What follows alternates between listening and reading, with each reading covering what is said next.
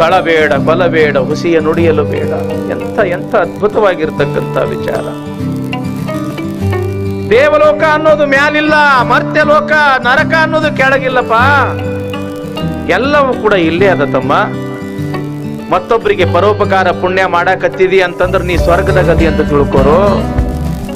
ಇನ್ನೊಬ್ಬರಿಗೆ ನೀನು ತೊಂದರೆಯನ್ನ ಕೊಡಾಕತ್ತಿದಿ, ನಿನ್ನಿಂದ ಇನ್ನೊಬ್ಬರಿಗೆ ತ್ರಾಸ ಆಗಾಕತ್ತದ ಅಂತಂದ್ರ ನೀ ನರಕದೊಳಗ ಅದಿ ಅಂತ ತಿಳ್ಕೊ ಅಂತಾನ ಬಸವಣ್ಣ. ಅಯ್ಯ ಎಂದೊಡೆ ಸ್ವರ್ಗ, ಎಲವೋ ಎಂದೊಡೆ ನರಕ. ನಮ್ಮ ಮಾತು ಬಹಳ ಮೃದುವಾಗಿ ಇರ್ಬೇಕಂತಾನ ಬಸವಣ್ಣ.